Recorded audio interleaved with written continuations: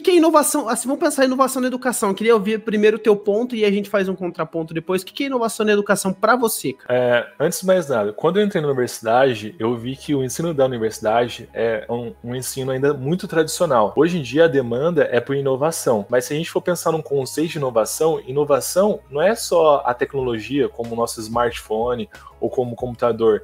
Inovação é você repensar a educação de maneira diferente, né? E a partir disso, eu comecei a ter uma ideia, assim, de como melhorar as minhas aulas, porque eu sempre tive professores muito bons de história, mas era um ensino diferente do nosso campo hoje em dia, sabe? Era giz, lousa e texto, basicamente isso.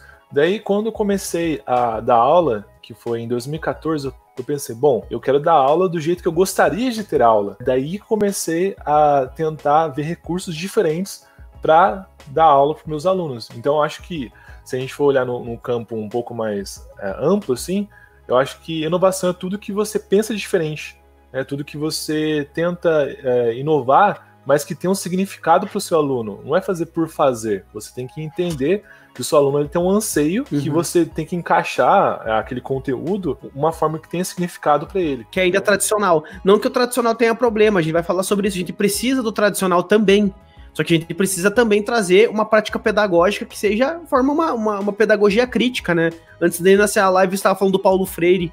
Isso é o cerne da pedagogia crítica de Paulo Freire. A gente está falando exatamente dessa questão de que inovar e ressignificar a prática pedagógica não é somente você saber usar um laptop ou um computador, ou você ter o controle e você conseguir compreender e reavaliar a sua prática. E eu acho que uma coisa fundamental que a gente pode pensar dentro da inovação na educação é que ela por si só não faz nada. Então eu gostaria que você me dissesse também, Regis, o que você pensa nesse sentido. Qual que é a relação que a inovação, o que falta para a inovação na educação, né para que ela realmente funcione. E se a afetividade, que é tão falada dentro de uma pedagogia, a pedagogia da autonomia, por exemplo, do Freire, ou dentro da educação, essa ideia de que deve haver um vínculo professor-aluno, e que não somente uma coisa impositiva, uma coisa hierárquica, e eu vejo que nós compartilhamos essa parte, não deve haver hierarquia na sala, mas você aprende com os alunos, você relatou para mim ainda antes, um aluno tem esse recurso aqui, ele vai me ensinar depois, isso é muito maneiro.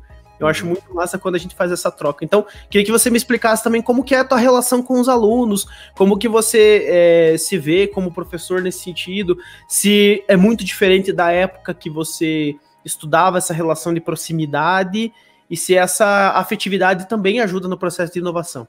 Essa afetividade, quando eu era moleque, né, quando eu estava na escola, tanto na parte dos anos finais como no ensino médio, ela tinha uma proximidade, mas era ainda uma barreira ainda a ser quebrada, né? Ainda tinha aquela distância entre o professor e o aluno. Hoje eu vejo que essa distância ela encurtou demais, porque tem as redes sociais. E as redes sociais, elas meio que interligam nossa vida com a vida dos alunos. Pelo menos até agora, todas as vezes, os alunos tiveram um respeito muito grande comigo em relação à rede social, sala de aula. Por quê? Eu não sou um professor autoritário, eu não tenho essa bagagem de autoritarismo igual alguns professores que eu já tive no passado e alguns colegas também que eu vejo que tem esse tipo de prática, mas não porque ele quer, mas sim por causa que ele já está há muito tempo no mercado de trabalho, já está há muito tempo nessa jornada, né? E eu acho que a proximidade minha se deu quando eu comecei no PIBID, né?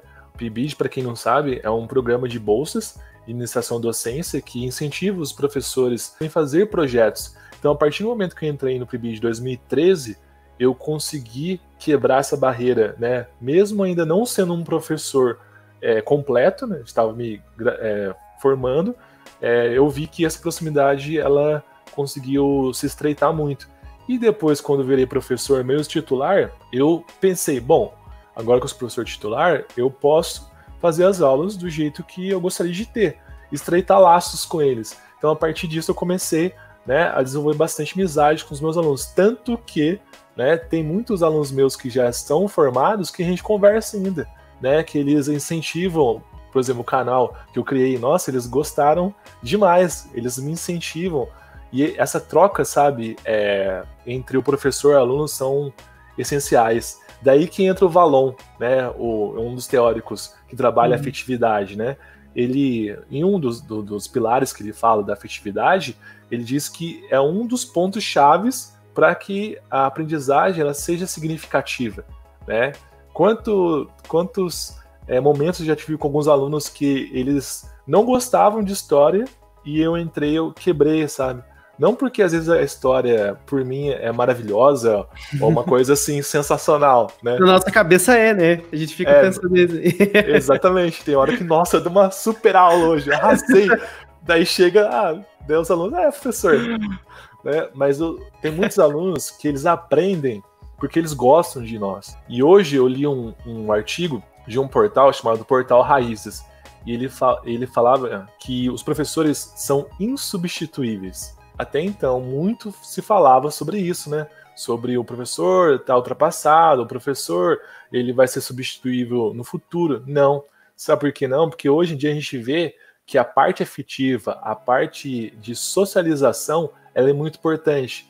E só para fechar o meu pensamento, eu assisti hoje uma entrevista lá na TV Cultura de vários educadores falando sobre a educação na pandemia. E o professor Renato Giannini Ribeiro, ele disse que educar é socialização. Eu sempre digo que é muito maneiro, e é uma fala do professor Walter Sola. Quando o Walter fala sobre que é muito maneiro receber, você dar aula, e ao mesmo tempo você tá aprendendo. E eu acho que a função principal da educação é justamente, não adianta eu ter meu conhecimento, eu adquirir esse conhecimento que ainda é limitado, que é um conhecimento ainda em construção, ainda mais quando se fala de história, entende que a socialização, o falar, o expressar, o contar é uma parte disso, a gente entende como a gente chegou no momento que a gente tá agora, de fazer um canal. A gente sentiu a necessidade que a gente precisava fazer alguma coisa para socializar o nosso conhecimento. E eu acho que uma maneira de socializar conhecimento é justamente a internet e as redes hoje. A gente entende a responsabilidade que é estar numa rede social,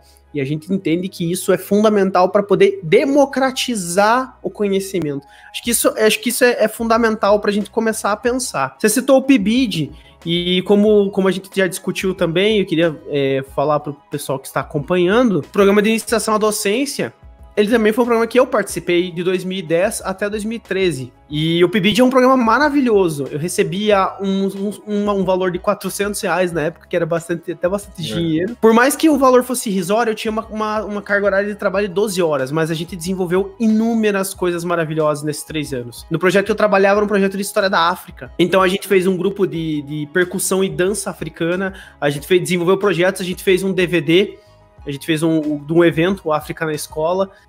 O que proporciona? O PIBID, ele não é só... E aí é que é o cerne da coisa. Quando você corta bolsas de programa de iniciação à docência, você tá tolhindo, você tá tirando a chance de professores que estão começando perderem o medo de sala de aula. Eu só tenho a coragem de chegar numa sala e falar para 20, 30 adolescentes, porque eu comecei lá em 2010. E lá em 2010 eu não conseguia falar uma palavra. E eu entrava em 6 pessoas dentro de uma sala. Então, o projeto de iniciação à docência, ele é justamente esse exercício. Então, nosso debate, começando a falar de PIBID aqui, é justamente para fazer essa crítica. Uma coisa muito acadêmica, né? O conhecimento fica na Torre de Marfim, você não tem aquele bate-papo, assim, para saber como é que é uma sala de aula, e muitos não entraram numa sala de aula de fundamental, num 6º ano, que tá pegando fogo lá, e você tem que ajustar do jeito que você pode para que ninguém se mate lá no 6º ano. E no PIBID, daí quando eu comecei a entrar no PIBID, eu era igual você. Eu tinha um medo tremendo de entrar na sala de aula, mas os meus amigos estavam ali, meu professor, o supervisor estava ali, passavam muitas dicas importantes, né? Inclusive, ele é referência aqui no Vale do Paraíba, na parte histórica do Vale de Monteiro Lobato. E ele passava todo o leque de possibilidades que a gente tinha, né, ali na sala de aula. E a gente não ficava só na sala de aula, né? A gente fazia projetos que agregavam muito, e ele também era um super parceiro, sabe? A gente dava uma ideia, vamos fazer. Tantas coisas legais que a gente fez acho que uma galerinha deve saber, a gente fez um RPG live action. A gente usou um livro de RPG, que um amigo meu tinha na época lá, né, o Vampiro à Máscara. A gente fez um super evento lá e foi muito legal, os alunos gostaram demais, sabe? A gente fazia algumas feiras que envolvia a parte de todos os estados brasileiros e outras coisas tantas, sabe? Mas o PIBID, que eu vejo, ele ajuda muito a pessoa, principalmente o graduando, a se ele imergir nessa profundidade que é ser professor. Porque quando a gente vê na teoria é uma coisa, na prática é totalmente diferente. Né? Daí deu a bagagem para mim depois, futuramente. Né? Hoje eu não tenho medo de entrar numa sala de aula com 30, 40 alunos. Lógico que o friozinho na barriga sempre vai ter.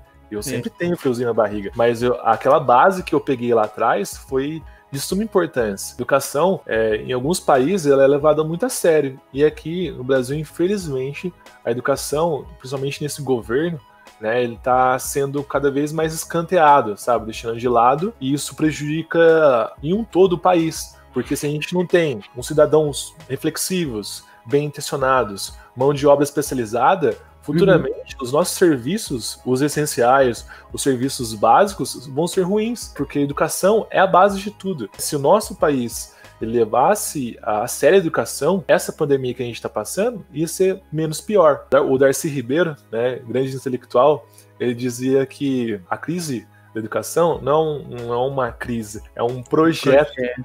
É um projeto que os governos, não só esse, mas os outros, eles não deram tanta ênfase. Infelizmente, esse se agravou mais, né, nessa parte educacional. Mas, enfim, o PIBID é uma ferramenta de suma importância que, infelizmente, ele hoje em dia não tem mais tanta visibilidade como anteriormente.